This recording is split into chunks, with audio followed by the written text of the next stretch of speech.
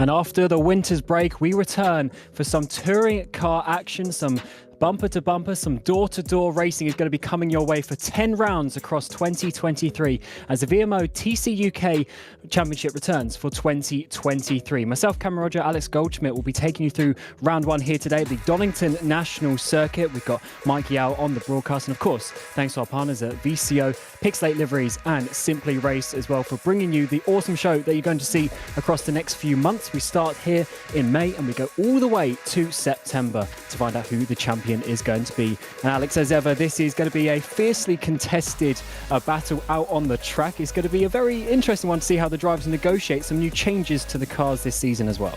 Yeah, and also a different few manufacturers as well. Good evening, Cam. Good evening, everybody. Yeah, great to be back in. And there you can see, folks, your actual TCUK spotters guide. So we've got the Toyota Corolla GR, we've got the Ford Focus ST, we've even got the BMW 330e M Sport as well, and even, the odd occasional Infiniti Q50 popping up, as we're going to see with Kings Racing, one of the teams that's been around since quite a few years of TCUK, having been involved with it for quite a bit of time myself personally. Yeah, this is, as you say, the drivers out there. Loads of different manufacturers, which is great to see over the course of the last year or so. There's been a lot of the touring cars, BTCC cars added to our factor. And of course, we now have the hybrid system implemented as well, which is going to be a different factor for the teams to try and work out the best way of using it. They have a 54 horsepower hybrid package in them. And what, of course, this happens is under the braking, you regen that. Then under the button, you can deploy that and use it down the straights. And the important factor, Alex, of course, you can't use it too often, otherwise you'll deplete your battery and then you won't have it to maybe use at some point later in the race. Yeah, and also the fact this first race of this 2023 season, you can see the actual entries there where we do have teams with 3-car teams, especially with the likes of TR powered by Geeks Energy, who are going to be using the Hyundai i30 Fastback N that took Tom Ingram to his title last year in the British Touring Car Championship. The Q50, the Vauxhall Astra, still makes the odd occasional return, the Toyota Corolla GR Sport. But also, on this particular first race of the 10-round championship, everyone's even Stevens, Cam, because they've got no ballast, and there is going to be ballast implemented from race 2 onwards. Yeah, as you say, for the format that we're going to have, as ever in a BTCC format, you're going to have the 3 races. The first one will be from the qualifying, and the ballast for that normally is the championship. Of course, we are back to level playing. Everyone's on 0 points, so there's nothing for that. But as you say, when we get into race 2, which is the result from the first race, we're going to get the ballast in. And as ever, that is quite a lot. The top 10 get ballast, starts at 75 kilos, goes all the way down incrementally to 9 kilos for 10th place. And we definitely think that's going to have a big factor on the tyre wear and how that affects how you want to attack the race and these touring cars that come with it. Yeah, also the fact that on every single round you do have the option of going for the soft tyre, where drivers will have been told before each round, apart from Thruxton at round 4 of the championship, where they'll just use the hard compound only. That's also going to be strategy. So if you have ballast and you have the option tyre, you've got to really, really keep that degradation on point and manage it as best you can. Yeah, I actually quite like that. That's quite a new thing to me. Done some touring car stuff here and there before, but the fact of bringing this option tyre rule in, I definitely think that well, obviously it's been around for a while now, but compared to some other series, is definitely very nice because it has that ability for the drivers to choose what race do they want to put their money on, because of course you have a little bit more speed when it comes to that. As ever, the tyres will drop off, but maybe you'll gain some positions in that first half of a race. So do you want to do that in the first race, where it's the qualifying positions, or do you want to do it in the third race, when we have the reverse grid, and you actually then need to make up those positions if you're a driver who's normally at the front? It's definitely going to be a strategic option, as ever, that is pre-nominated before the event. So everyone has already selected when they're going to have those options. And in the background, we have, of course, had the qualifying session as well. I believe it was John Munro who got on that pole position with that. So maybe a standout driver, you maybe think, Alex, that we need to look out for this first race? Well, John Munro has been around in TCUK for quite a few seasons. I remember when both him and his Rocket Sim Sport teammate Ross McGregor were running around in Focus STs, but Matt Richards, the defending champion, you look at the stats from him last year, 17 podiums, but 7 race victories, and won it ahead of the inaugural champion, Chris Butcher, who's now running solo and has channeled his inner Angry Birds on that Honda Civic with the red bird from Angry Birds alongside the Team Butchie signage he's got on the side of the number 65. And it is John Munro that is confirmed as our pole sitter.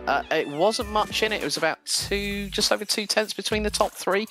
So Munro taking pole in the Toyota Corolla GR Sport. Chris Butcher now swapping to Honda machinery, and I'm really looking forward to seeing how he gets on in that. Matt Richards, the defending champion, is sticking with the BMW 330. It's a car that he knows well. And when you look who he's got alongside him as teammates, you've got Callum Cripps and you've got Callum Wilson. So I think that Richards & Co Racing could be a real tour de force. We've seen that before with the likes of Zancho Simsport and Smile Power Racing the opening season of TCUK. But I think the apple cart's going to be slightly upset this season here, Cam. It definitely is, and as ever, we're going to get the battle between the front and the rear-wheel drive chassis out there as well. Also, with the way that this hybrid system is implemented and how maybe that might affect the usage of the tyres in some way. A little bit more power on the rear end, maybe for the rear-wheel drives having a bit more oversteer in certain situations. It's definitely going to be something a little bit different that the driver's going to have to think about, at least at some point in the race, and it's definitely. As ever, of course, going to come down to the driving style and the aggression that we often see in this style and format of racing too. Yeah, I mean, also when you look at the front-wheel drives, you're going to get additional torque steer through the hybrid deployment, and that's 2 very different sides of the same coin. But when you've got front-wheel drive and rear-wheel drive, we all know that rear-wheel drives get a launch off the line like nothing ahead of it, and especially with the BMWs, they have been really good off the lines, but then you get the front-wheel drive starting to come back into it in the latter stages of the races when the rear tyres on the rear-wheel drives tend to have that little bit of a problem. Certainly do. As we're getting to the grid for the first race of the season, as we mentioned, qualifying just happening in the background, and they're already getting ready for their formation lap, where they'll be obviously having to calm themselves down a little bit, gets prepared for the first race of the season. There's always some nerves that come about that, and you always want to start the season off strong, but it's never easy to do that when, of course, you have that pressure coming behind you with your teammates and your team pushing you for that championship. Yeah, I mean, it's always great to see that. At the first round of any TCUK championship previously, we've had great door-to-door battling, a bit of paint swapping, but there are some shenanigans that also accompany this championship too. Here's the grid. Got Munro, Butcher on the front road with Richards and Herlock there. Richards, of course, your defending champion.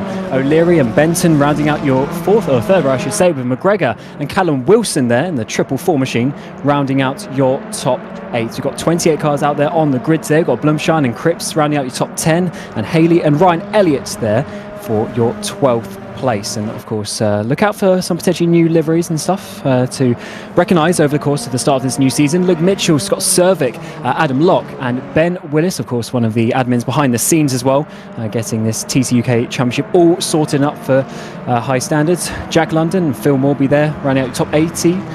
Jack Nichols and Louis Hartley as well in your top 20. I'm sure you'll recognise quite a few of these names from previous years. Cherwig there, and Brewster ran out the top 22 with Lippert and Garside in your top 24 machines. Before we get to what I believe is the final page with Dowman, Carl Smith, Morris and Max Spooner in your top 28 for this Donington National first race of the season. As ever, there'll be 3 races tonight, 16 laps each. They will have the same distance, so drivers can maybe learn a thing or two as the race progresses. Of course, we do have the tyre options that will come into it. We have the likes of Matt Richards on the option tyre for this race, as well as Blumschein in there, and even John Munro from the front, though, is on those prime tyres, as you see here on the left-hand side. So definitely look at how that affects everything when we get a little bit later on into the race. The medium compounds come back into it a little bit. As you see, they all point to the left-hand side of the track on that inside line. They want to be getting, of course, over to the side to try and defend as quickly as we can. 28 drivers all coming up to the final grid positions. and then we'll be starting. Look at one of the Hondas there in the background, completely out of sorts. He's obviously got a little bit lost on the formation lap, trying to get himself now into the grid spot. And of course, the 5 red lights will come on, and the 16 laps for this first race of the VMO TCUK Championship will go underway. And we'll be able to see who is going to have this first opportunity at the championship. As John Munro underway, and he continues to hold on to the lead. Chris Butcher comes in behind with Matt Richards as well, holding on to that inside line for P3. As Butcher now goes to the outside, tries to go all the way around. That is going to be a very difficult position. Matt Richards getting a good run, although sliding on the exit there. Some side-by-side battles in there. 3 wide as we come downhill towards the old hairpin. Matt Richards now going up towards second place, trying to go for the lead up the inside of John Munro, but he managed to get Butcher, and he does. He goes up the inside of Munro, takes the lead from the second row of the grid. Yeah, Herlock was looking very racy as well, but Matt Richards just personified in how he's doing that as they're going up the hill through Schrunt's curve. And again, Chris Butcher is trying to thread the eye of the needle. A bit of a lock up there from Richards. Herlock's nearly into the back of Butcher. We've got a yellow out in sector number 2, and that's for Cameron Brewster from the number 39 Drake Racing, as we ride on board the number 15 Honda of Kyle Benton. Is right up the back bump. Well, he's got O'Leary to his outside, Herlock right in front, Monroe struggling a little bit on those medium tyres, and he's down to 3rd. Whereas Munro's just going backwards and backwards here. Is he going to lose another place up the inside of the final chicane? It looks like he's just going to have to pull in behind as Herlock goes up there. Matt Richards definitely making those option tyres work, getting a huge jump, a huge start here on the first lap of the season. Butcher is trying to follow him, but we're getting some side-by-side battles on the grass even as we come towards turn 1 another time. Munro now diving it down the inside of that first corner is in the background, and so the top 10 field we're getting now Ryan Elliott up the inside there. And as they work their way downhill once again, of course, at times the drivers beyond the push to pass, trying to make some side-by-side battles. O'Leary up ahead as well, trying to make a move on McGregor, but in this foreground, as Ryan Elliott, contact is made. The rear end is lost there from Wilson, I believe it was, and that sends Elliott around. He is a driver who unfortunately gets so many unfortunate contacts, and that's just another one to add to the list. Yeah, that was the same for him last season as well, and that has just showcased how much the ring rust is very evident here in this opening race of the season. Sam Dowman in the number 8 Vapor Shield car has already retired the Honda Civic Type R, but Daniel Herlock seems to be getting on with business at hand. Phil Morby in his traditional split livery, he's come up with some pearlers over the last couple of years as the number 14, but he's closing in very, very quickly on Stephen Haley in the Honda just up ahead as they're going through Roberts.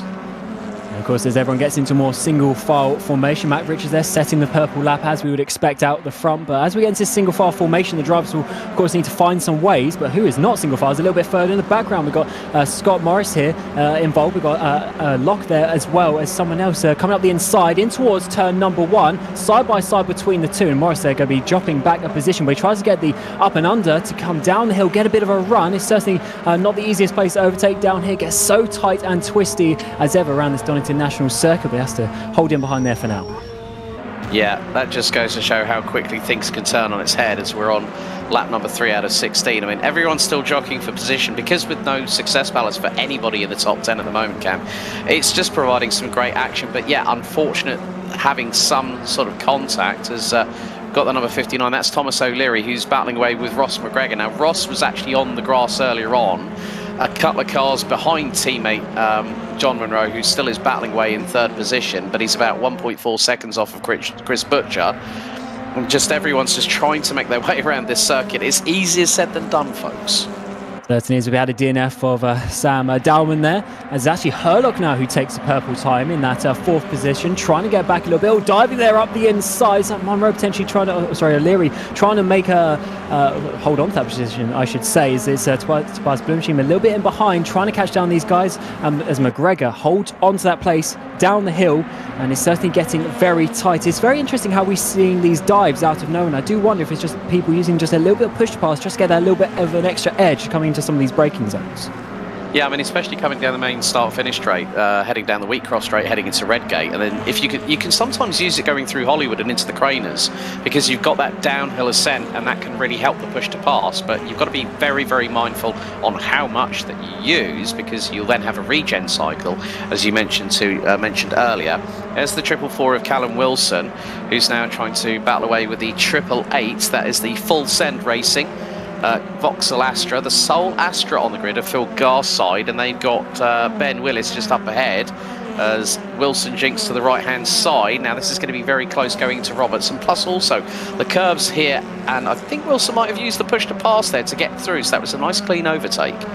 Yeah, that definitely had a great run onto that back straight, but also, as you say, definitely had a little bit more power there. Is he doing it again? Almost, maybe. Coming towards turn one, not quite, but certainly making Willis defend there. He's going to actually have a slower run because of that, so Wilson might be able to have a bit of a better run. He gets the inside line coming out of turn one all the way down the hill, and this is a very brave move if he can hold it all the way around the outside, but actually in the end has that move easily done. So maybe another burst to push past there coming through. They have 15 seconds per lap that they can use, but as ever, if you use it too much straight away, you'll deplete the battery, but then you have to sit and regen it a little bit before you can start deploying again. So certainly some extra strategy coming into it. It's going to be seeing a replay down the hill. Is there going to be some further contact like we saw? No, just losing the rear end there for the number 8 machine. Massive shunt there into the barrier, and that was Dowman and how they got DNF from this race. Yeah, 3 wheels on that wagon. The left front was literally vacating the scene of the crime as he went straight off. Not too sure if there might have been a problem there for Sam Dowman, because I don't think there was any contact. It didn't look like there was any from my perspective.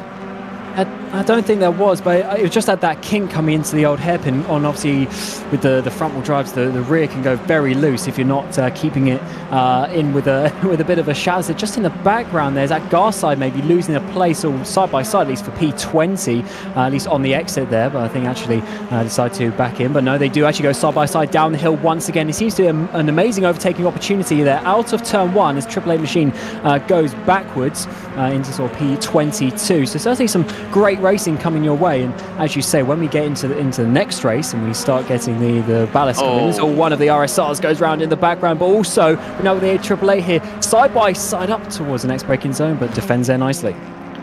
Yeah, that was Ryan Elliott again, who's really come under the kibosh, to be honest with you. But there's Herlock now going side by side with Monroe into Roberts, gets through on the inside. The Infinity a little bit sideways going into the approach under braking, but that was a great move from Daniel Herlock to take P3 off of John Monroe. And not too far behind them, there's the Team KRB Honda Civic of Kyle Benton as Matt Richards pumps in another purple lap, 1:07.864.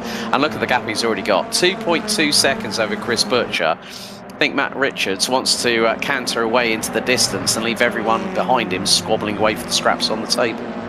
Yeah, Richard was saying to us before the race that maybe those options will fall off in the final few laps, but he's certainly making a good lead at this moment in time to obviously then use that as a banker and let the other drivers catch up in the final few laps. We'll have to see how that one progresses, of course, at the start of this new season for TCUK. First race, and we of course have no ballast or anything. This is straight just driver performance and what they can do at this point of the evenings. Again, the two rockets swapping around their blue machines, made up a couple of places in the last few laps. McGregor going backwards, and he's going to have to look in his mirrors as well, because you've got Cripps and Cervic coming his way as we come down towards the final couple of corners. Yeah, Callum Cripps, not just a handy peddler in the world of sim racing, but he's also done a lot of real life racing, commentated on him in the Citroen C1 24 Hours back in 2019, where he was literally him and Alex Sedgwick were really wrecking tyres, as that was the lunge and a half from Cripps up the inside of McGregor going through into Redgate and made the move stick, but McGregor's trying to get the cut back. Certainly is side by side down the hill once again. McGregor has been going backwards in the last few laps, but manages to hold on to this one. Bit of a tricky move actually, and that's just lost him time to his teammates who come back up the hill once again. Cripps getting the runs, or a bit of a slow car in the background. I think I'll serve it going a bit wide of the old hairpin as we come up the hill once again. We definitely see certain points, I think, where that push pass is being used. Side by side though, Cervic manages to actually hold on to that one. Bit of contact though, I think it's Mitchell just in behind, trying to make some places. Haley I should say. Getting very close between those two, getting the elbows out. Yeah, Stephen Haley definitely had some snap-on Scandinavian flick happening right there, and that nearly allowed Luke Mitchell, who's actually the brother of Scott Mitchell-Mum, who's not actually here with us tonight, but will be rejoining us later on in the season. I mean, Luke himself has shown great prowess in previous years of the TCUK Championship, but Stephen Haley looking towards the outside of Scott Sovic, the sole ballast, team ballast car in this championship. Ballasts have run in previous seasons with the old Subaru Levorg GT run by Colin Turkington and Jason Plato in the British Touring Car Championship. But Stephen Haley looking to put a move on Scott Sovic, but the BMW very defensive going down the Craner curves. Yeah, definitely holding on to that position. It's such a difficult part of the track, it seems there, because in some way it's quite tight. So Haley there is actually running a bit wide. He's going on the King's Racing cars, coming around his outside. That is Mitchell. They're trying to get closer and closer. Up the inside, though. Tricky braking zones. It curves the whole way. But that is a pretty clean move, actually, there from Mitchell to get past Haley. And that is, yeah, not always the easiest place, as I was just mentioning. It is quite narrow, this track, but you can make it work if you can find the space around the car ahead of you. Especially at a corner like McLean's, and then you've got the sort of like the the unvisible double right at Coppice before going down Starkey Straight. But yeah, that was a brilliantly anticipated move by Luke Mitchell to get up the inside of Steve Haley through for P10. Looks like we've got Brewster having a little bit of a drama as well. Ben Willis has become our next DNF, and looks like also the number 59, that is O'Leary, that has been in the pits for over a minute. A little bit of a run wide here by Phil Morby as we're running on board with the 343 Geeks Energy car of Louis Hartley, and is right on the back bumper of the Ford Focus, heading down into the latter part of the craters into the old hairpin, and not too far behind them they have got Jack Nicholls. Certainly do, as this works to be a nice little battle a bit further back.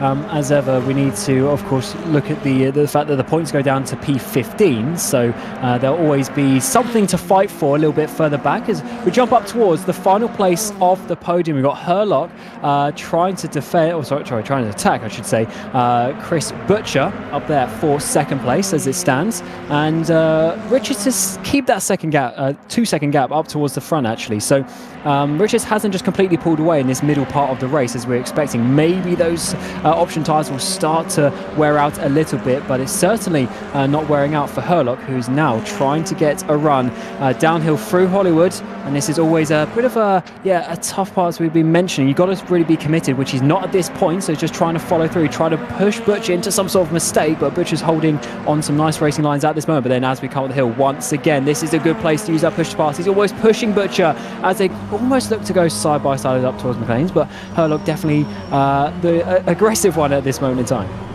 Yeah, they're both on the prime tyres as well, so they've managed to keep them in that window of operating temperature, as we have got a yellow out in sector 1 that's just been retracted. I don't know who's gone off the circuit there, but Herlock's trying to do everything in his power to get through. The back end of the RSR Infiniti Q50 was sideways coming through Coppice and down through the Starkey's onto Starkey Straight. But yeah, I mean, Butcher is a wily fox when it comes to TCUK. I mean, he was the inaugural champion in 2020, 2021. He's been at the sharp end of every single championship year, but who knows whether he can pick up his second title this season. But when you've got Matt Richards in the form that he's in at the moment with just over a 2-second lead, so whilst Butcher and Herlock have been battling away, with Herlock doing the NASCAR bump draft style, going up through Starkeys and through Schwann's Curve, it's allowed Richards to pull that gap ever so slightly, but Butcher's starting to reel that back in.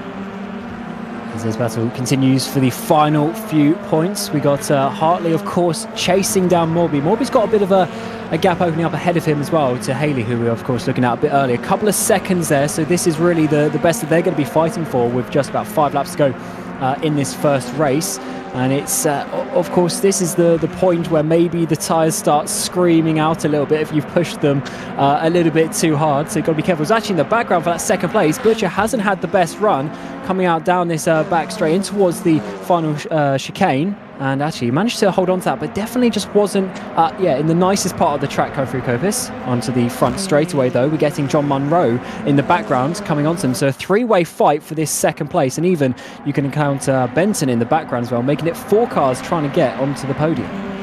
Also looking at it from another perspective, look at where all 3 Rocket SimSport Toyota Corollas are at the moment. You've got Munro trying to close in on Herlock for P3, Bloomshine is 6th, McGregor 7th, so that will be a good haul of points for the team's championship in this early race of the season. As we've got a yellow out in sector number 3, just briefly, which has just been retracted. But yeah, it's just a case of sometimes, blow out the cobwebs, get the first race out of the way under your belt, and see what happens from there. But Herlock is not giving up. He wants that P2.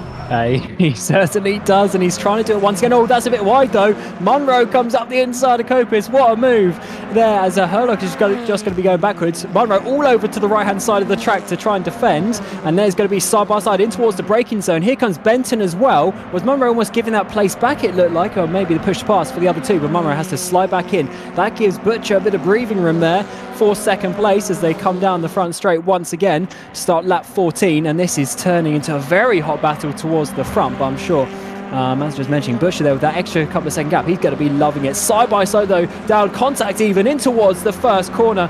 Cripps there up the inside and makes that position for 7th. Yeah, a bit of a cheeky move there from Callum Cripps, but yeah, that's the way that he drives around this circuit and drives in TCUK. So you can't say to the man he's not trying. He's actually giving it his all. And you know what? There's been only a handful of drivers that have decided to use the option tyre in this, like Bloomshine in the number 33 Rocket Simsport, and he's making the best use of it. Now currently in P6, is going to try and catch on to Kyle Benton in the Team KRB car, but there's about 3.1 seconds. We've got another yellow out in Sector 3. Scott Morris in the TR powered by Geeks Energy car has unfortunately also retired, so we've got 3 DNFs down to 25 cars at this moment in the latter stages, as Louis Hartley is battling away with Callum Wilson, who's climbed all the way back up to 13th position. So a stellar drive for the Richards & Co driver in the 444. Yeah, great moves being made, and definitely shows you can work your way up. Of course, this is a sprint race format as such, but with 16 laps, there's definitely long enough for you to be able to make some good moves and actually come back from some mistakes earlier on. But of course, we are seeing a little bit of a spread now, even up towards the front. Rich has got over a 4-second gap there, and definitely enjoying it out the front. And in the tyre graphic that we saw just a few moments ago as well, generally the option tyres are up towards the front of the grid, so it definitely looks like the natural sort of average as it works out does show if you use those option tyres, you will make some moves. But as ever, when we get towards even the third race, and we see a little bit of a reverse grid for some of these top drivers, they are going to have to start making some moves. Side by side up towards McLean's. Phil Morby is going backwards, as he has been for a couple of laps, it looks like. Loses another place there to Wilson, who just ticks off another one on his moves up towards the field. Morby needs to be careful. We've still a couple of laps to go, and definitely doesn't want to be losing any more, dropping outside the points. Yeah, looks like we're now heading on to the final lap, but Matt Richards is starting off his championship defence in the right way possible, a 4.8 second advantage. And again, Morby goes backwards. Tangle between Hartley and Wilson into Roberts, and it's caused a little bit of havoc behind, and looks like Jack Nichols got caught up ever so slightly in the crossfire on that one. Such a shame for Wilson. He was having a great race, but definitely a bit of contact there, having to wait for loads of cars to go through, and that is just going to ruin his day potentially, because when we get to race 2, of course we'll be having the positions from the result of this as well, so that's not going to be helping his grid position as he tries to come back. As you say, we are on the final lap. Wilson's still there in 22nd place, dropping right to the back of the field, though we have to come back towards the front. Matt Richards comes down with just 2 corners to go, 1 braking zone, and he'll be coming to take the first victory of the season here for TCUK 2023. Powered by VCO, of course. Great partners coming on for this season, and we do expect a really entertaining season. But Richards has absolutely smashed this one. 6 seconds is the lead as he flashes coming across the line. And he, of course, will take pole position for the next race. Herlock, can he get Butcher towards the line? No, he can't. So Butcher holds on for second. Herlock in third. Munro in fourth. The top 4, even Benton there in top 5, giving us some great racing here at Donington. Yeah, great seat Tobias Bloomshine. Made a handful of appearances last season. Takes P6 ahead of Callum Cripps. Ross McGregor in 8th. Scott Sovic in the number 55. Finishing ahead of Luke Mitchell. Luke Mitchell was featuring quite heavily towards the top 8 in the early stage of the race, but maybe the tyres might have just slightly dropped off a cliff, so to speak. We've got a few more battles happening. Ryan Elliott managing to make his way across the line. Won't be the result he's looking for in 20th position, finishing behind Cameron Brewster and Phil Garside. Johannes Leppert, who was unsure of, was either a no-show or a show tonight, rounds out the top 16 behind Louis Hartley. Jack Nicholls, despite being caught up in that melee that involved Callum Wilson, who unfortunately did return to garage and retired, finishing in 23rd. But yeah, I mean, Matt Richards got his season off to the perfect start possible, Cam. Yeah, certainly has. And also, if you look towards maybe the team championship, the rocket cars up there as well, as you were mentioning, Richardson Co as well, also having a nice result there towards the front. So as ever, the championship points are going to be looking out for top 15 get points. You get an extra point as well for the pole, the fastest lap, and leading a lap. So I think that should be 22 points as we see the remaining of the field. We've got Hayley Morby there, Cherwin, I should say, round out top 13. We've got Jack Nicholls, Hartley, and Lepitt in the top 16. Lockgar side, Brewster and Ryan Elliott, who we saw spinning around at least a couple of times there in the top 20 after 16 laps. And in a second, we'll be just running through the last couple of drives. We've got Spooner, we've got Carr Smith before we get the DNF of Callum Wilson. We got Thomas O'Leary there, who still did finish the race, but a lap down. Then DNFs of London, Morris, Willis, and Dowman as well. Dowman, who had that huge shunt at the bottom of the hill coming towards the old hairpin. And of course, we get to the little break now between the two races, where there'll be a short, just a little short warm up for obviously the ballast to be added, for the grid to be sorted for race 2. So we'll take a short break. When we come back, we'll run you through the grid and everything and build you up for race 2 here at Donington Park.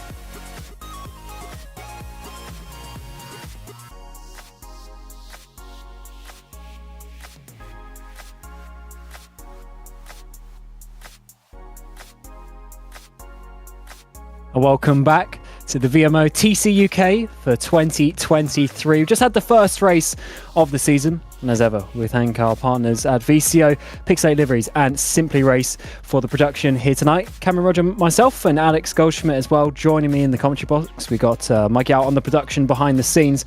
We are just warming up and getting ready for the second race, which as ever will take the result from that first one, which was won by Matt Richards. And Alex, there was certainly some argy-bargy moves and a few big crashes, so hopefully the crashes obviously don't make a return, but definitely would like to see some aggressive driving, and that's just what you'd like to see in some touring car racing. I just hope that Sam Dowman does not have a big off like he did coming out of the Craners going into the old hairpin, because there were 3 wheels, not 4 in that Honda Civic. You have to feel for drivers like, say, Callum Wilson, who was having that great battle, was trying to get himself towards as close to the top 10 as possible, and then that 3-into-1 sort of situation doesn't really go.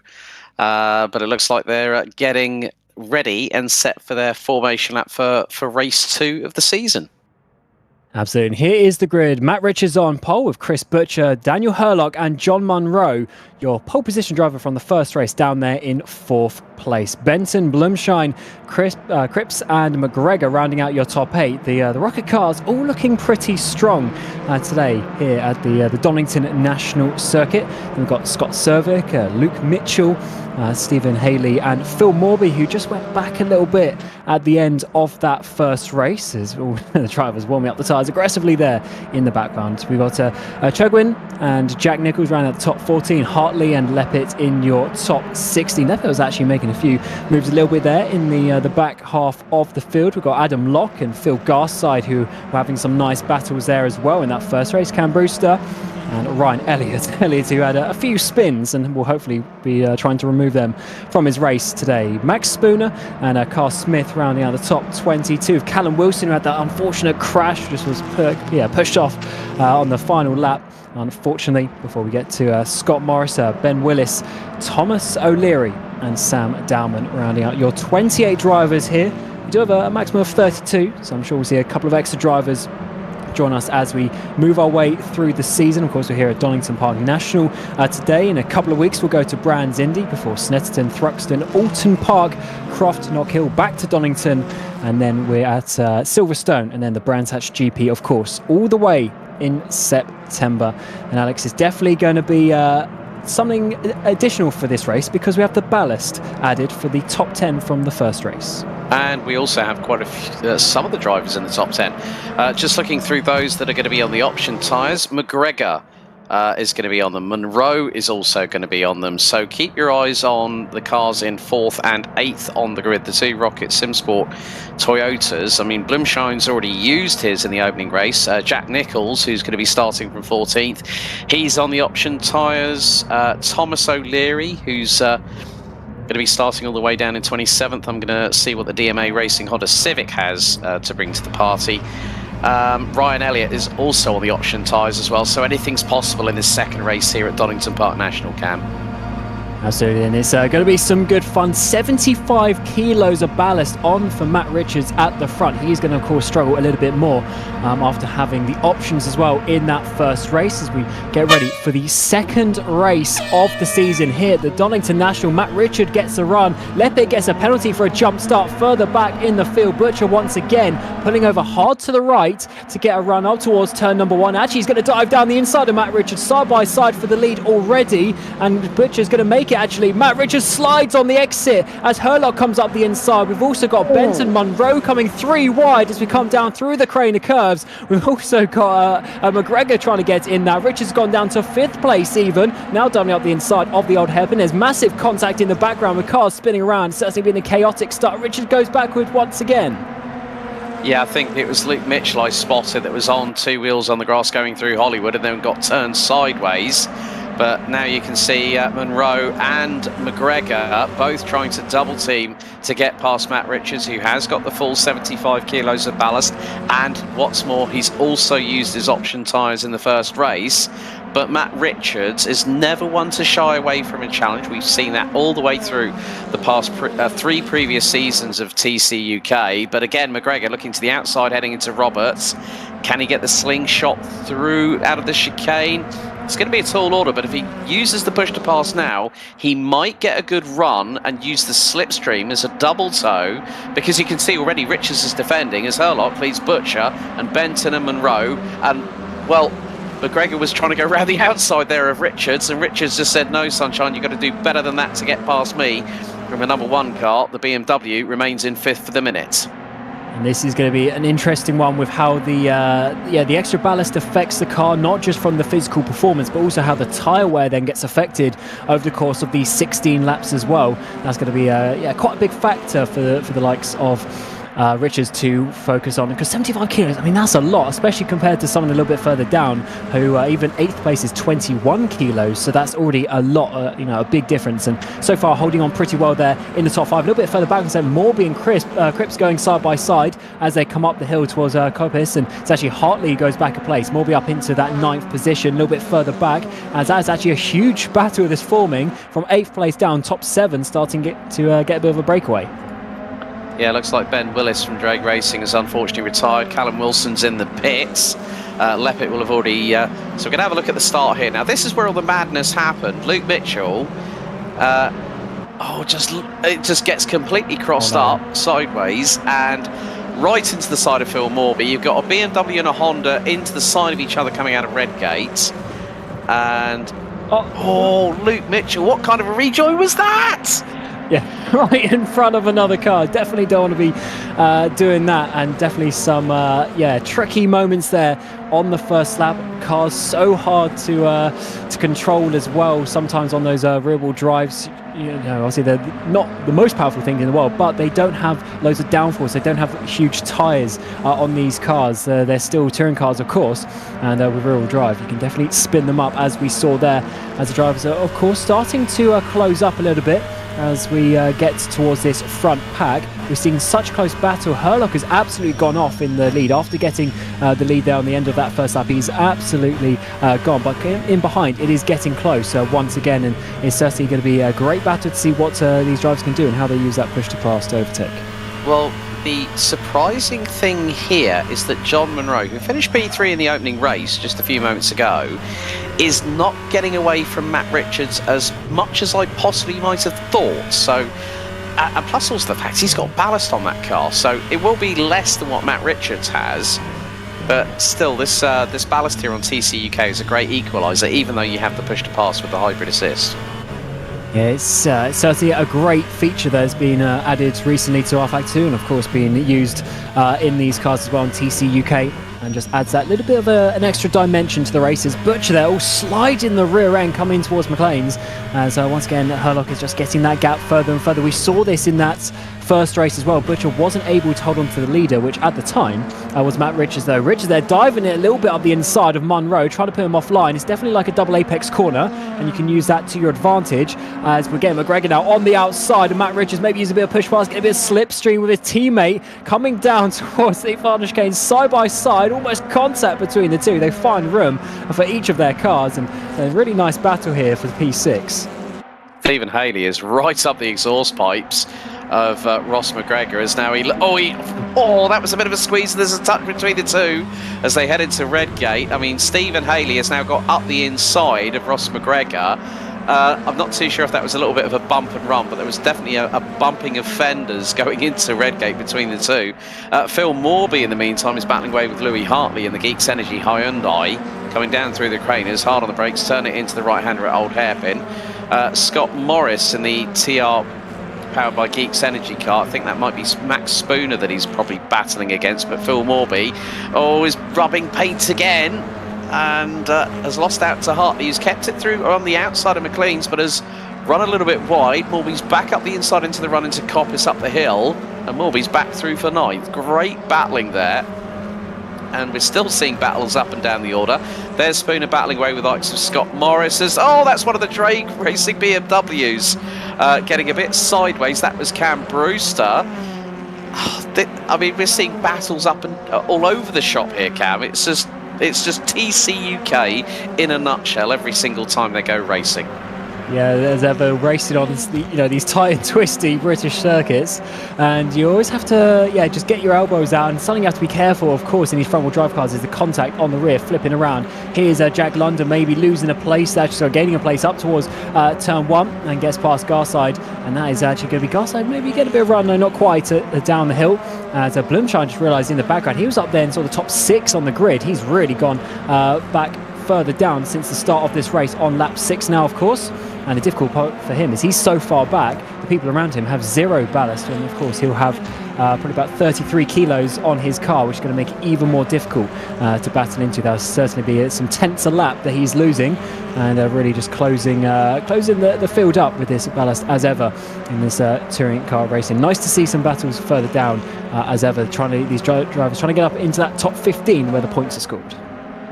Yeah, and Monroe is really putting the kibosh onto Kyle Benton, and that's for P3. So John and Ross are both using their option tyres now, so they're trying to get them out of the way during the initial ballast phase of this 2023 VMO TCUK powered by VCO Championship. But still to see Matt Richards there in 5th position, but he's got Stephen Haley right up his back bumper pretty much in the number 99 DMA Honda Civic. McGregor's not too far behind them anyway, but Monroe with the send up the inside on Benton through the old hairpin, and Benton is gone grass mowing and still keeps the throttle pinned. Richards looking up the inside of Monroe on the run down to McLean's, and he's got 2 for the price of 1 as he got through. There's a bit of a touch. Benton's back through for 3rd, classes into Richards, and they're off. Oh, that was such a shame for Richards. He just was pushed off there. Benson all over the shop for a couple of corners in a row. They've gone back. Matt Richards losing another couple of places. There's Morby, Locke coming up the inside as McGregor gets himself into the top 5. Yeah, Benton, having a bit of a nightmare through those corners. First of all, going wide at the old hairpin, losing the run up the hill. Richards thought he had that opportunity around the outside, and to be honest, he did, but Benson once again just missed that apex, pushed Richards wide, and this is going to be so difficult for Richards to come back, of course, with the heaviest car on the field in that number 1 machine, trying to defend his title. Up ahead though, Phil Morby diving almost to the inside there, not quite, as Richards having to defend on the outside. Here comes is that Hartley there trying to make a move, isn't quite able to hold on to that one, as we're getting in the background that O'Leary as well, who started quite far down in this race trying to get into the top 10. He started from about 26th or 27th position, and what's more, he's using the option tyre. So O'Leary has really come onto song in this second race. No ballast, option tyres. That is the perfect combination in a race like this. But have to give a shout out to Quartermass Motorsports' Adam Locke, who's just embroiled in a battle with Phil Morby from the team from Team Atagani. So we've just seen Louis Hartley lose a place, and that is O'Leary. O'Leary now in the top 10. I think the few in front might have to watch their rear bumpers, because he's got right in front of him the number 1 of Matt Richards. And that is just showing you, I think, actually how strong these option tyres are going to be throughout the seasons. Hartley actually might be losing another place. Ryan Elliott, who we saw around a couple of times in that first race, is having a bit of a better one. Starts, I think, about P20, flashing the lights, coming down just side by side. Is that Richards losing a place up ahead as well? And that is going to be very tight up the inside of turn 1. Need to see if he can just hold on to that on the exit. No, he can't. Richards loses another place. O'Leary up inside the top 9 now, making amazing progress as we come down the hill once again. And we've seen side by side once again more. We've seen a few people driving up the inside of the old hairpin, but very difficult as we are going to see Elliott go round. I think he's not been able to hold on to that one, loses a place and maybe 1 or 2 more as he goes for a spin. Yeah, Scott Sovic's got through on him in the Team Ballast Esports BMW 330. Louis Hartley is struggling with the Geeks Energy Hyundai, because back at him, that is Callum Cripps now up to 11th position on the run into Coppice.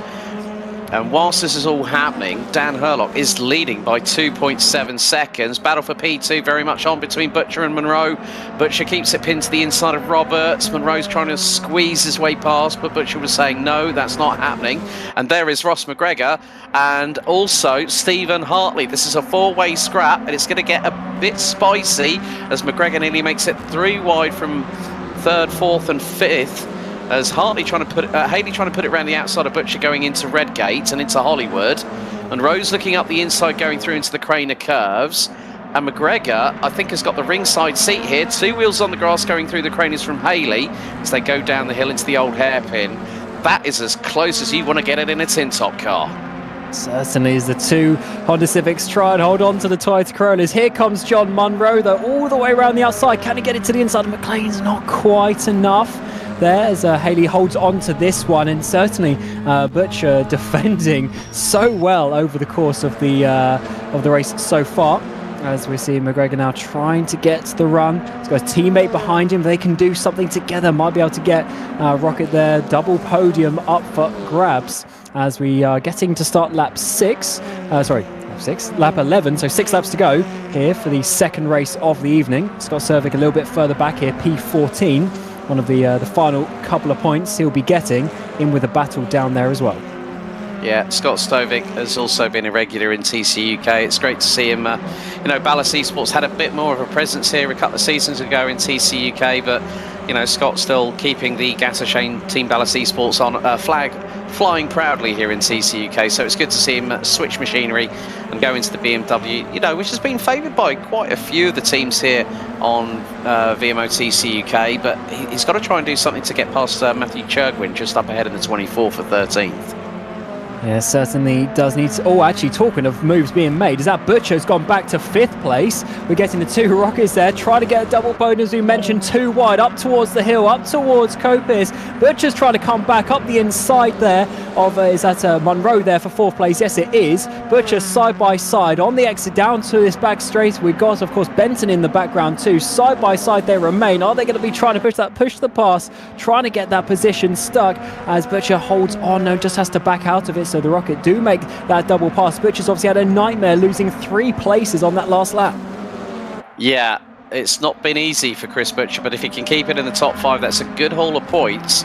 And considering where Matt Richards is now, he is 11th behind Callum Cripps in the number 69 car, so it's not going to be easy, as now McGregor was trying to look up the inside through Hollywood on Stephen Haley, down through the Craners. He's left his teammate John Munro a little bit in the dust as Stephen Haley kicks up said dust going through into the old hairpin. And Ross McGregor's definitely got the fire in the belly. He got a great run as he's going to go up the inside. That's through Starkeys. He nearly forced the issue there, going into the approach into the Schruntz curve. But still, Stephen Haley, he runs a little bit wide coming out of McLean's, and there is the move from McGregor up the inside. Munro's going to try and chance it through into Coppice. Does he get through it side by side? And he nudges ahead. He noses ahead. It's the two Rocket Simsport cars in 2nd and 3rd. Amazing racing we're seeing here at Donington. They're side by side in the background as well. As is that a bit of a look up the inside from Haley in towards the final chicane? No, it's not. As I think in the background there, yeah, it's O'Leary up into 6th place on the back of this battle for the podium. He started way down and is really actually has half a chance here because he's on those option tyres. He's got the momentum with him. He's got those 4 cars up ahead. Might be able to get 2nd place as Butcher once again. All contacted behind. Benton pushing O'Leary, but Butcher up ahead. Sliding once again. Great battles we're seeing here at Donington. Wow, I mean, that is the drive of the season so far, from right at the back of the grid. And now Phil Morby fancies an opportunity to get past Kyle Benton. That's for P7 as they make their way out of the old hairpin. Adam Locke from Quartermass Motorsport still holding on to that 9th place, but he's got Callum Cripps and Matt Richards not too far behind. I mean, this is absolutely brilliant. I mean, I was looking forward to a great, three races tonight, Cam, but we've got an absolute blast on our hands. I mean, the action has been absolutely non-stop. It's amazing how close these top drivers are keeping, really. The top 10 all in this sort of train, which is, it's good to see. As Butcher, I think they're overtaken by Haley as well. So, yeah, just amazing how these things are flip-flopping as we go on. It's actually O'Leary, I should say, getting on the back of Butcher now. Butcher might be going outside of the top 6. He has struggled a little bit, but on the screen, Benton there holds the inside line. Round the outside comes Phil Morby, side by side between the two. On the apex, that's going to get very close. Maybe some contact, maybe some not. But as we come down the hill now, Morby going up some places. We look at him going backwards in the previous race, but he's just going forward in this one.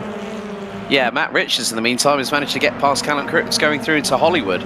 So back up into 10th position goes the defending champion.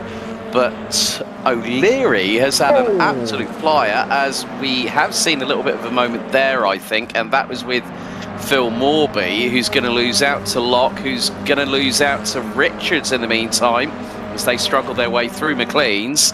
Yeah, Morby's towards the outside heading into Coppice, and Richards will go straight up the inside, no hesitation whatsoever. Uses the curbs as the number 1 BMW. And Morby drops down to P10. Is it going to be P11? He swaps paint a little bit with Callum Cripps, who's got the nose ahead in the number 69. Yeah, Richards helping his teammate there in the background, bit of slipstream, trying to block Morby a little bit. Morby's going to hold it on the outside. That'll turn to the inside as well. Aggressive racing there, and he's actually going to hold on to that position, so fair play. Most people would have backed out of that one, but the number 14 machine is going to be holding on, and that's actually putting Cripps at a bit of a difficult point, because Hartley now is going to be trying to come around the outside, but I don't think he's going to quite have the room for that one. But certainly aggressive driving here. We've got a yellow in sector 1. Who's off the track? Is this someone a little bit further up? Maybe, which is not what we want to see for the lead battle. Talk the lead battle. Herlock now has got a lead by 5 seconds, such is the way for the battling coming in behind. Hartley, I just noticed, was full on opposite lock behind Cripps going down the crane of curves, and the left front wheel of the Hyundai was in the air. I mean, talk about car control. Hartley just absolutely grabbed the Hyundai by the scruff of the neck and said, right, what's happening here? Cripps is off the circuit coming out of McLean's, and that's not going to help his tyres at all, because that's going to start getting dirty. You can see he was a little bit sideways coming out of Coppice. And now Daniel Herlock goes on to the final lap of the race, and his gap is 4.9 seconds. But look at that, a perfect formation for the Rocket Simsport duo of Ross McGregor and John Munro in 2nd and 3rd. And there's O'Leary in 5th place as well.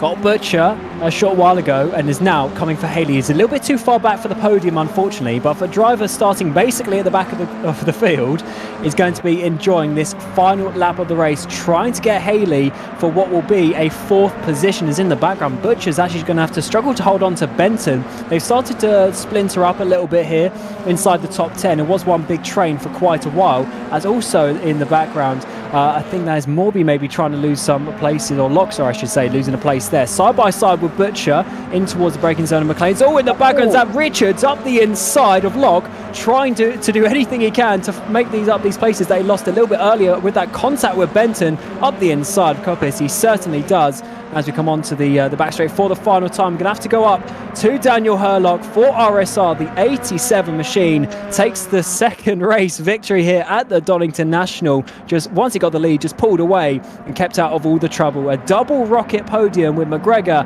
and Munro as well. As we're going to see Haley just hold on from O'Leary. Look at this, absolute carnage coming towards the line, almost 3 wide, as we see the two Richards and Coes coming in just behind Locke. And Benton there. Morby also getting involved for your top 10. Alex, what a race we've just seen.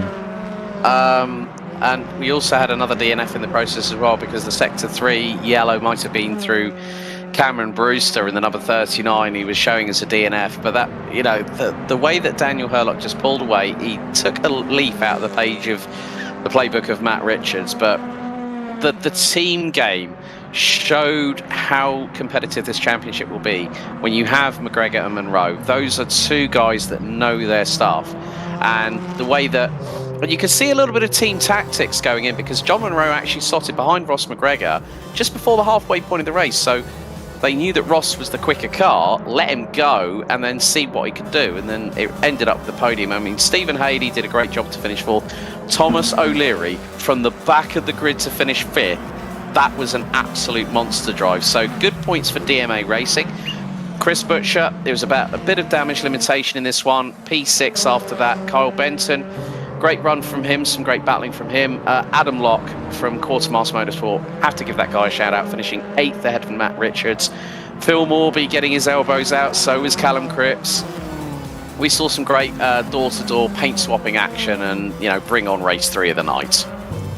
Absolutely, as we're seeing the few drivers here rounding out the grid here, and as we see there, Brewster with the DNF, Callum Wilson, another race 1 lap down. Such a shame, because he definitely has some talent to be shown on this field. Towden, he's not having the best night, finishing 3 laps down with the other DNF set of Carl Smith and Ben Willis. Ben Willis, another DNF, first 2 races of the season. Certainly some interesting factors. We're going to be, of course, going to another break. We'll get the reverse grid coming your way, and when we return, we will see what we're going to get for the final race of the night here at Donington. And let's actually, before we do that, let's show what is going to be the grid. It's between 6 and 12. So the result of the race you just seen, the top 6, top 12, what is going to be reversed, the top 10. And that's always a nice one, nice round number, quite easy to work out. So that'll be your top 10 drivers being reversed from that previous race. So that is what we're going to see after this intermission. We'll be back in a few minutes.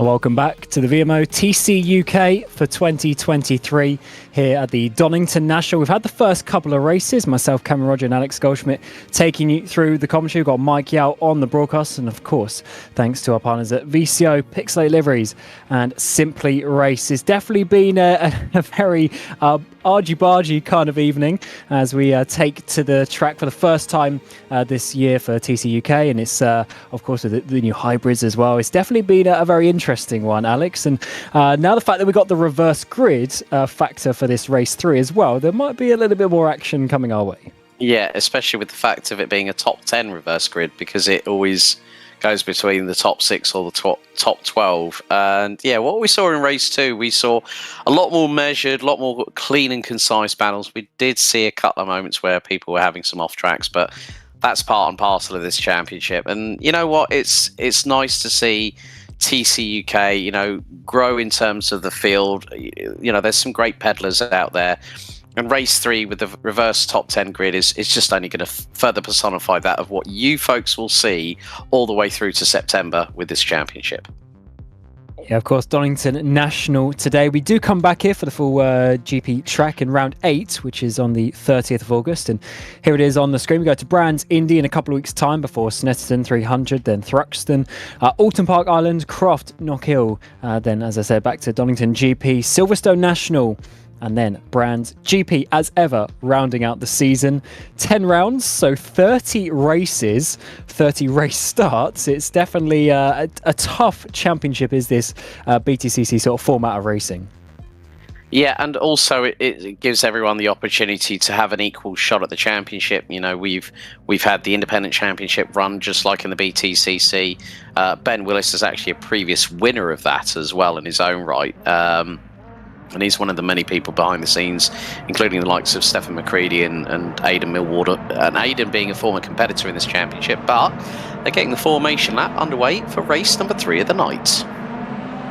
As Alex mentioned, it's top 10 reverse, so Phil Morby and Matt Richards will be your front row with Adam Locke there in 3rd place. Chris Butcher and Thomas O'Leary for your 5th and 6th place before Haley and Munro. Of course, the ballast is not reversed as such, though.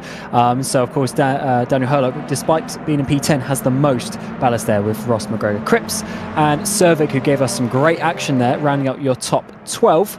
And before we have Hartley and Jack London in your top 14. We got Chogwin there and Jack Nichols in your top 16 machine, of course.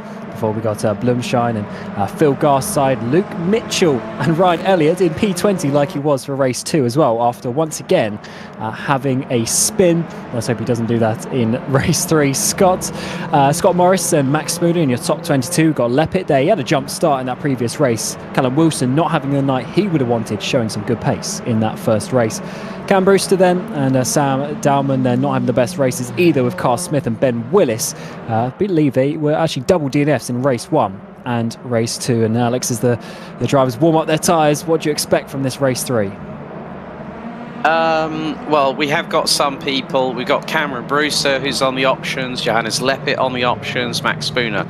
Chris Butcher has saved his options for this race. So on the inside of row number 3, Tom O'Leary, who started 22nd, finished further up the order than I think a lot of people might have anticipated. Could be a bit of a dark horse. So it's everyone that's on softs, but Daniel Hurlock has got the added addition of the soft tyres, but he's got the full 75 kilos of ballast. So he's going to have an even tougher time with the rear-wheel drive Infinity than Matt Richards did, having an option tyre in the opening race, but he was on the primes in the second one. So and you can see Morby's pointed his car to the outside of the first corner. And as ever, rear-wheel drives off the line have a tiny bit of an advantage. So let's see if Matt Richards can take it away from that second place, or can Phil Morby hold on for the final race of the evening here at Donington National for TCUK 2023 round 1. And here we go, underway in the background. We're already 3 wide. Matt Richards, Phil Morby, side-by-side contact coming towards the first corner. 3 wide in the background of them too. Richards all the way around the outside, actually backs out of it, tries to get a bit of a run.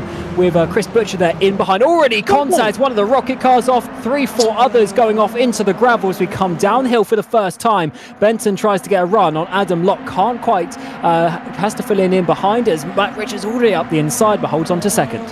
Yeah, that was Monroe and McGregor off the circuit, so that was not how they wanted to start this race. Monroe down to 10th position, McGregor all the way down to 19th ahead of Stephen Haley. As John Monroe's now having to fight with there's more drama there. That's Locke that's off. Oh no, it's just all gone horribly wrong. We've got Pinball Wizard here at Donington Park National. Everyone's struggling to avoid. That was Scott Sovic. One of the Studio 397 barriers has gone up into the air as well. Absolute calamity at race number 3. Oh no, pulling in front of your teammate as well. Just a way to top it off there for the Quartermass Racing. And that is some absolute carnage. Actually, Alex, coming up towards McLean's there. Cars going left, right and centre. Bad rejoins, but at the front, we've seen Butcher there drop into second place, trying to challenge Matt Richards for the lead. Phil Morby down into that third place. And Butcher there, of course, on those softer tyres, is really trying to make them work. He struggled a bit in the first 2 races on the grass, coming down the hill. This is certainly a tight part of the track. Matt Richards is going to have a really good run here up towards the old hairpin to hold on side by side for the lead in race 3. Butcher still is trying to do that side by side. Phil Morby gets the run as we come up the hill, and somehow 3-4 corners later this hasn't been resolved. Matt Richards just about getting his car in front, but can he defend up the inside? No, Butcher's going to push him wide. Phil Morby to the lead, takes both of them up the inside as we come up towards Copers. This is amazing racing here at Donington. That was buy one, get one free for Phil Morby right there and then. We got a yellow out in sector number 2. But it was a case of putting the unstoppable force versus the immovable object when you had Richards and Butcher literally within earshot of each other. Got another yellow out in sector number 2. That's Scott Morris in the number 31 Geeks Energy Hyundai off the circuit. That would have been heading through Coppice. And what this has allowed people to do, well, Jack Nichols is all the way up into 6th. He's ahead of John Monroe. There's Daniel Hurlock, who's in 8th position. Callum Cripps is now up into 4th position in the number 69 Richardson Co BMW. Carl Smith out. Garside out. Willis out. I mean, well, I'm not too sure where is Ben Willis at the moment. I think he might be a DNF. I'm not 100% sure. But Ross McGregor has tumbled all the way down to 25th position. So that Corolla is probably running around like a wounded animal at the moment as John Monroe trying to fend off Daniel Hurlock. But there is Tobias Blumschein. There's the third of the rocket cars. Now, Blumschein didn't feature in race 2, but he's definitely coming alive, and he's on the prime tyres as Hurlock manages to make the move through on Monroe, going through into McLean's, now into the run into Coppice. Luke Mitchell has come back through in this race as well. He's up to P10. So King's Racing now hopefully having 2 cars in the top 9, depending on what happens with Mitchell and Monroe. And there is Matthew Churgwin, who's actually a substitute for Drake Racing at the moment for this particular round of the championship.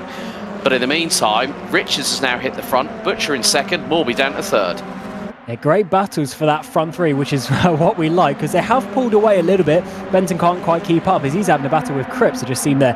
Here is a replay up towards the start. We're going to be looking about in the midfield, almost 4 wide, and McGregor was already off the track, had a car up his inside, spinning around, trying to exactly read that. So O'Leary getting spun around there, and of course that just continued its way down the hill. And this is potentially, are we going to be seeing some more contacts? That Brewster in the background as well, side by side in towards the old hairpin up further up ahead. It's certainly a very chaotic start, and at some point maybe you'll get a replay of what happened coming through this corner. McLean's was not the nicest of scenes, but once again we're seeing a couple of the rocket cars up towards the front. This time is Blumschein and Monroe's managed to get past his teammate, and now he's trying to get on the back of Hurlock, your race 2 win. Yeah, I mean, Jack Nichols is actually trying to fend off Daniel Hurlock for that 6th position. Now, for those TCUK historic aficionados, King's Racing actually had XF1 and Formula E driver Karan Chandok running with them when they were running with the Mercedes A-Class that was run by Sicily Racing and Adam Morgan a few years ago in the British Touring Car Championship. But at the moment, between Richards, Butcher and Morby, it's about a second covering the top 3. Callum Cripps has got to start making some headway. And at the moment, I'm looking to see, is Callum Cripps on the options? No, he's not. He's on the prime tyres, so those should have a better operating window for the number 6 for for Cripps at the minute. We're going to have a look at another replay here. Now, this is up the hill into Starkey's and Schwantz curve, and this is Adam Locke going into the side of Phil Morby, then gets hit by Scott Sovic, who had nowhere to go. There's absolute mayhem happening behind going through into McLean's. Locke rejoins because Max Spooner has also had a moment. Then there's the other contact. That is with Ben Willis, who's off the circuit, knocks out one of the boards. And then there is the moment, teammate into teammate. Max Spooner has nowhere to go as Adam Locke has a really bad rejoin. Yeah, what we didn't quite see was on the apex as well of McLean's, there was another couple of cars spinning as well. So I don't know if that's something to do with maybe the regen coming into with it on the hybrid, or maybe just cold brakes, cold tyres on the first lap, or maybe some cold decision-making skills as well after having a little bit of a break. It's definitely an interesting one how that one worked out. But we come back to this battle for P6. Jack Nicholls, he started about P16, so made up a lot of places at the beginning of this race, holding on, dropping back a little bit from Benton, but Herlock, as we mentioned, race 2 winner, so he has the most ballast, trying to get back up ahead, and Blumsheen and his teammate Munro following in behind, and even back for the final point, Leppert is trying to get himself up there ahead of London. Yeah, I'm just keeping an eye on Callum Cripps. The gap between him and Phil Morby was 1.6 seconds. It's now dipped to around 1.2 as Leppert trying to go through. He's going around the outside. That's through into Schwantz curve and into McLean's. And he's got the move done as London hangs the tail out wide to the left. That's going to allow Ryan Elliott to get through into the run into Coppice. So a nice move by the RSR number 70 and 66 as we still see one of the markable, or one of the RF2 boards on the outskirts of Coppice. But now Johannes Leppert is going to find that there's going to be a lot of traffic coming towards the back end of him as Munro, well, that's Blumshine keeping ahead of Herlock going through into Redgate, now into the run down to Hollywood. And this is allowing Jack Nicholls to pull away ever so slightly, but the gap's minimal at about 4/10. Yeah, it's, this gap I thought was going to be getting bigger at some points, but it seems to be actually a little bit more stable as Nicholls there locks up, coming towards the old hairpin. That means he's going to go a little bit wide. Blumshine's going to get the run, get the momentum up the hill. Is there going to be any sort of move? No, not quite. I think Nicholls used a bit of push past there to regain that time that he lost. But as ever, that sometimes can't come back to bite you. But turning into a really nice battle, and they're actually, they're still not too far away from Cripps and Benton. Although actually, that's not the best run from Blumshine there, coming through Coppice, and Elliott's going to be having the run down the back straight. But no, that is actually, you can see the push to pass in use. Look at the gap that they pulled coming down, Nicholls and Blumshine there. But certainly not a move for Blumshine just yet. Yeah, maybe Herlock might have used up all his hybrid assist through that particular lap itself. As we're getting on to half time in the race itself. Blumshine looking up the inside through into Redgate on Nicholls. Nicholls keeping it a little bit wider, but able to carry the momentum through, so keeping Blumshine at bay. This is allowing Herlock back into the mix, but these three have got to watch themselves because John Munro and Luke Mitchell are starting to catch ever so slightly. Yeah, they certainly are, and that's what happens when you battle. You naturally sort of slow yourself down, so the cars can catch up behind, and it really makes the sort of train style of racing come back into it. We saw that a little bit in the previous race, actually, is when you get the slower drivers. Up the inside, though, we're seeing is that Morby trying to go a little, or not really trying, he is going a little bit wide, and that's going to let Benton and Cripps go up the inside. Easy double move there. For the pair, they've been battling for quite a while. Morby, of course, started on the pole position as the least ballast, but has been going backwards, unfortunately, this race, really dropping off. Richards, who's looking to get his second race victory of the evening, and he's pulling away with Chris Butcher up there. I don't know if Morby's going to be able to come back. Let's see if he can do. Halfway through the final race of the evening, Richards sets the fastest lap of the race so far. Definitely some time to come back, but he seems to be struggling. Yeah, I mean, Richards finished 9th, so that would have put him on 0 ballast. So he's got the weapon of choice underneath him in that BMW 330iM Sport. But then we go back to this battle. This is for 15th. Johannes Leppert has got Ryan Elliott looking up the inside, going through into Redgate. A little bit of a touch and sideways from Elliott as he makes contact, and then he's got O'Leary right towards his outside, going through into Hollywood. And this is going to give the run of opportunity to O'Leary, possibly down into the old hairpin, but Elliott hard on the brakes. O'Leary was a little bit wide as, that's Leppert off the circuit, and he's just taken out the Traction.GG barrier as well in the meantime. So there's more debris on the circuit, which has just been punted. That looks to be possibly Stephen Haley or Thomas O'Leary that has just punted that Traction.gg barrier out of the way. And now Tobias Blumschein is swarming all over the back bumper of Jack Nicholls and is hell-bent on getting that 6th place. Certainly, and that's a good run actually off the final chicane, side by side down the front straight. Herlock even having a think about it in the background. Can Nicholls hold on? He's been in that 6th place for quite a while now. Blumschein round the outside of turn 1. Great move, bit of contact between the two. That's going to give Herlock the run as we come down the hill. Blumschein's having to work for this, going the long way round. Obviously a lot of extra meters. That's going to turn to the inside as we hit the crane of curves. And even Herlock, bit of contact even more with Nicholls. Nicholls managed to hold on. Once again, locking up the inside though. He's got to be careful because that gives you a pretty bad run and a slow exit as we come up the hill once again. I think we're going to be going side by side in towards McLean's. Maybe Herlock thinking of a dive. Yes, he does down the inside. Oh, just backing out of it at the last minute though. Yeah, and especially you don't want to lock up the right rear, especially going into the old hairpin, because that's where you're going to get that run of momentum going up the hill through the double left at Starkey's and Schruntz curve. But still, for Jack Nicholls to keep, well, he's down into 7th position, but keep your eyes on the battle behind. John Munro has got Luke Mitchell towards his inside, through into Roberts. They're going to be side by side onto the entry. Trying the crisscross was Luke Mitchell. John Munro, I think, might be using that push to pass to his advantage in the Toyota. And Mitchell, again, is possibly going to try and look towards the outside into Redgate. He's going to go around the outside. He's nearly sideways. He's kept it. He's kept a hold of it, though. Good save there by Luke Mitchell. And he still keeps the throttle pin going down Hollywood into the crane of curves. And has he got the job done? He has. That was absolutely fantastic there from Luke Mitchell on John Munro. Great stuff. Kings Racing 7th and 9th position now. As in the background, I think, was that one of the, I can't remember exactly who it was, Hartley maybe, having a bit of a bad run up the hill, has come towards the front. This is, of course, your battle for this final podium place. Benton, he's been there for quite a while on Cribs, hasn't been able to find a way through just yet. Morby has been able to hold on to the back of them just about. So we're side by side in the background as well. Coming down the back straight is this Nicholls trying to make a move, trying to hold off Herlock in towards the final braking zone on the lap. Herlock's going to have that one. Nicholls pulls in as we get to 5 laps to go here for the 3rd race of the evening at Donington. National first round of the season, and it's been amazing battling so far. So Kings Racing teammates of Mitchell coming up towards Nicholls, side by side in towards turn 1.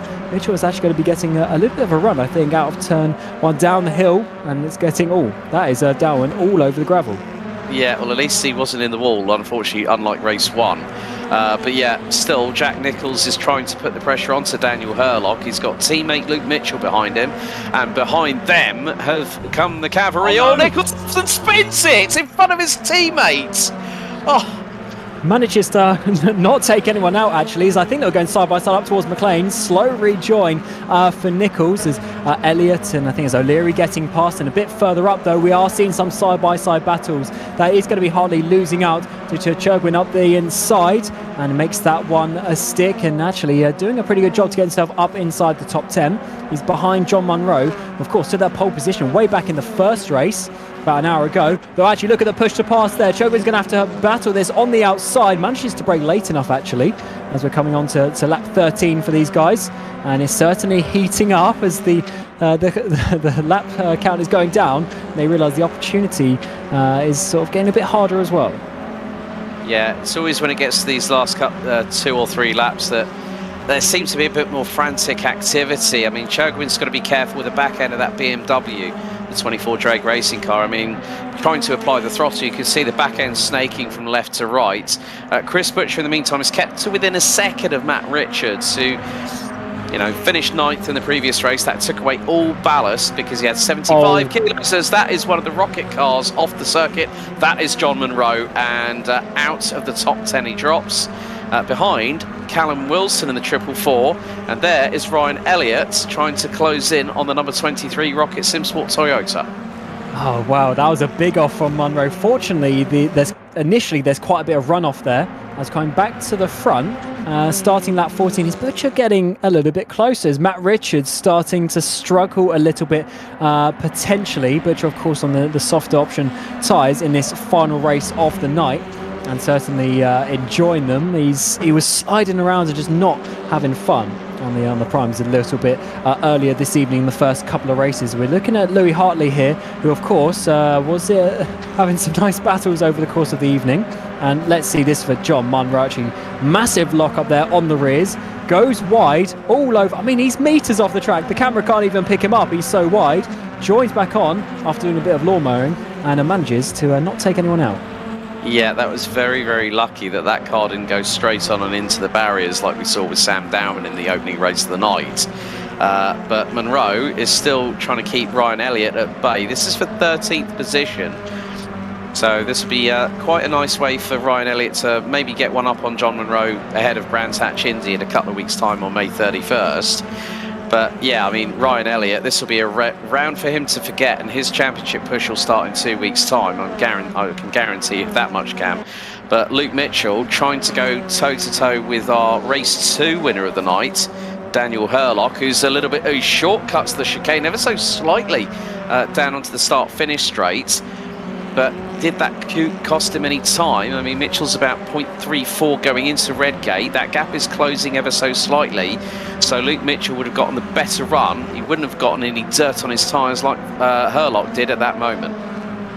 And he's definitely trying to take this place. There's quite a few seconds up ahead, so this is the only thing as Spooner gets a penalty, unfortunately, probably for some track cuts.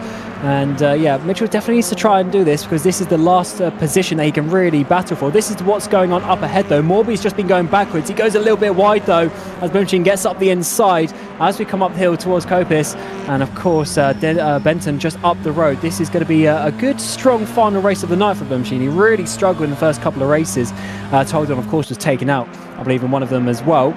But Morby from the front of this race, just going back once again as the gaps have really spread out in this sort of front 5, front 10 as the race has gone on. Yeah, Phil Morby's had a couple of wide moments coming through McLeanton into Coppice, where the back end stepped out to the left-hand side as there's a little bit of a touch between Louis Hartley, and that was Cameron Brewster, who'd got himself up into 10th position, and Cameron Brewster was in the option tyres, and he spun onto the start-finish straight backwards.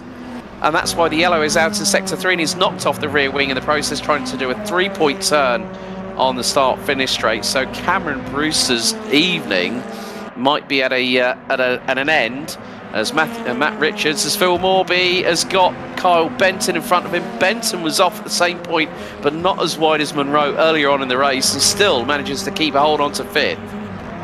That battle for the top 5 rages on. Of course, it's going to be just a couple of more, really just one more opportunity now down the back straight. Anything left on the push to pass, any sort of moves that can be done in the braking zone, and definitely that Toyota using it. Look at the gap that he pulls. Lap 16 though, and out of the final corner, it's going to be Matt Richard. 2 wins out of 3. He's going to be leading the championship and enjoying that one. Chris Butcher comes across in 2nd place, with Cripps in 3rd, dropping off the battle for 4th, which in the end was won by Blumshine.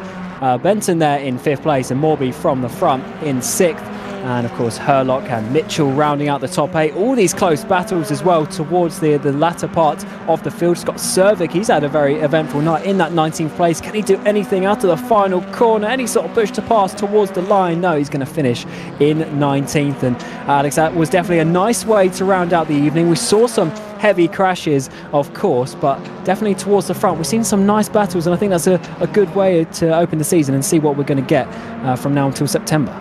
Yeah, lap 1 of race 3 of the night was definitely mean pinball over the course of the first half a lap. I mean, but it just goes to show that, Matt Richards starts his title defence off strong with 2 wins out of 3. I mean, Chris Butcher, he's got to be pleased with the fact he's been at the sharp end. He's been in the top 6 all evening long, and he picks up a P2 to round off the evening. That's going to be good for him in the number 65 Team Butchie Honda.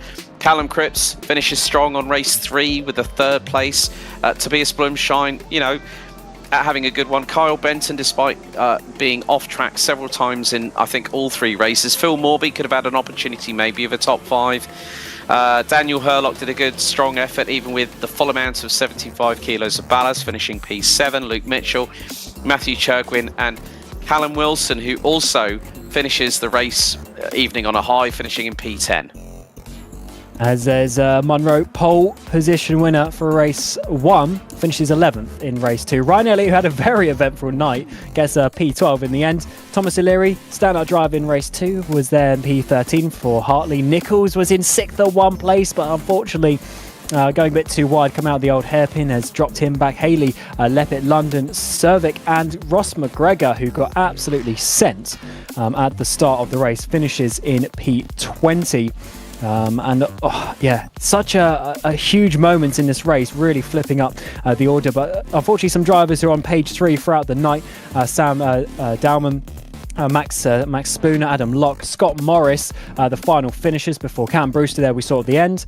Carl Smith, Garside, and Ben Willis, who I think had a triple DNF tonight. He's going to want to come back from that one, because that rounds up round 1 here. We go to round 2 a couple of weeks' time. We're pretty much every 2 weeks from now until the end of September. We go to Brands Indy, and Alex, that's certainly going to be another tight, twisty track, really just 4 corners there. It's going to be a very interesting one for the drivers.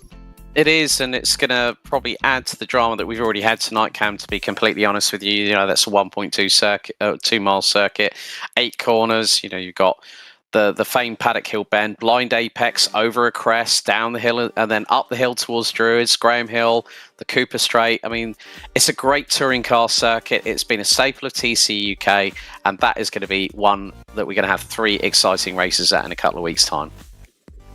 Yeah, but that rounds up for round 1 of the year. Of course, we want to say a big thank you to our partners at VCO, Pixate Livery, and Simply Race. And actually, we're going to get, before we leave, we're going to get some interviews coming in, which is going to be a good one. I do want to try and speak to Matt Richards, of course, taking 2 victories tonight, and of course having a lot of ballast to go in an eventful race too. Matt, just how was that? Of course, reigning champion. It certainly was quite a nice round to start that one coming off. It was decent. I worked hard on the setup through the off season and just tried to turn up with the best car that we could. We knew we had pace in it in qualifying, so pole could have been there, but I mean, it is what it is. Those things happen. Race 2 was a bit of a weird one. It could have gone way better. I think there's a few things we'll have to look at. It was a little bit rough at points. 2 wins and a 9th to 3 top 10 finishes. Can't be unhappy with that, really. Yeah, absolutely. And how are you feeling going into the season? Of course, a strong result, I'm sure that's going to boost your confidence. And reigning champion, I guess you're really feeling confident to try and go for that championship again this season? Oh, 100%. With number 1 on the window, you always know that you're going to be a bit of a target. But we've worked a lot on the car. The 3 of us was getting the setup right and really making sure that we can turn up in the best position that we can, and I think the results of the other guys, unfortunately, I think Callum Wilson had a few little issues, but Cripps improving through the 3 races and really getting into the top positions. So I'm more aiming at the team's championship than a driver's championship, and if both happen or one of them happens, then I'm happy either way. Well, congratulations, and we'll see you in a couple of weeks for Brands Indy. Thank you very much. See you then. Now we bring in Chris Butcher, who had certainly an eventful evening. You were sliding around quite a lot, especially in the first couple of races, but then had a nice solid P2 in that final race. How was the evening for you? A lot better than I thought it would be, to be honest, because I wasn't feeling very confident of my pace going into this. I was looking at the practice lap times and seeing what other people were doing, thinking, "Oh, I'm in a bit of trouble here." But happy, I think is the word. And of course, you come into this, I believe, as an independent entry. So, of course, is the independent title more of the aim for the season? Well, it's got to be, I think. I don't have the backing of a team this season. We decided not to enter THR because we're busy elsewhere. So, yeah, I'm very much on my own, sort of learning as I go with the car setup and what have you. But it's been a decent start. getting the overall would be brilliant as well. But I think that'll be really tough because I'm going to miss a round this season. So I think that's sort of out of the question. But pushing for the independents would be nice. Absolutely. So yeah, congratulations for some nice results, and we'll see you in a couple of weeks. Thanks very much.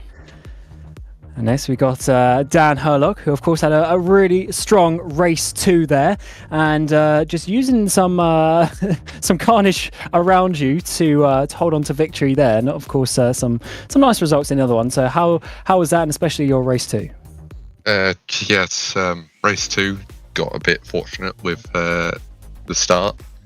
Butch going up the inside of Matt did help me get away, and then used a bit of hybrid just to pull the gap. And obviously I saw in my mirror that was Butcher defending quite hard for most of it, so it was a relatively comfortable one, and then just about survived in race 3, so not too bad. And what are your aims really for the season? Of course, 1 done. We've got 9 rounds still to go, plenty of races. Do you think there's any sort of hope for you challenging for the championship this season? Yeah, I mean, that is the goal. Push for the championship, have good fun with Matt and Chris, who are normally going to be up there as well.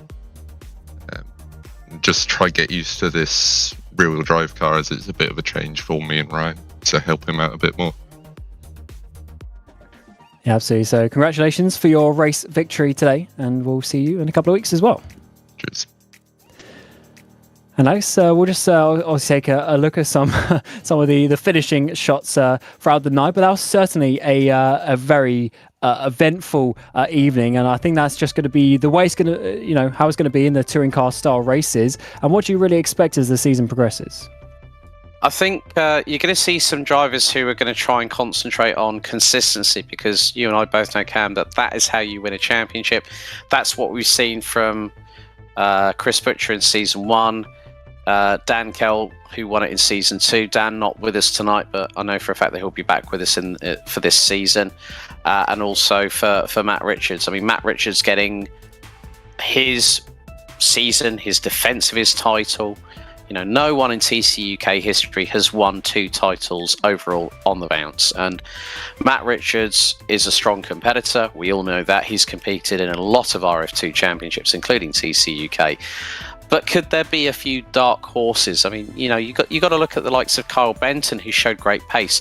Thomas O'Leary was also incredibly, incredibly strong. You can't count out the Toyota Corolla GRs of Rocket Simsport, especially if you get Monroe, Blumshine and McGregor working together.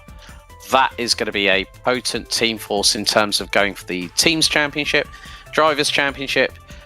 I think it's probably going to be when we get past the halfway point of the season, we'll really see who the challengers will be for both the overall and the independent crowns, along with the team championship too.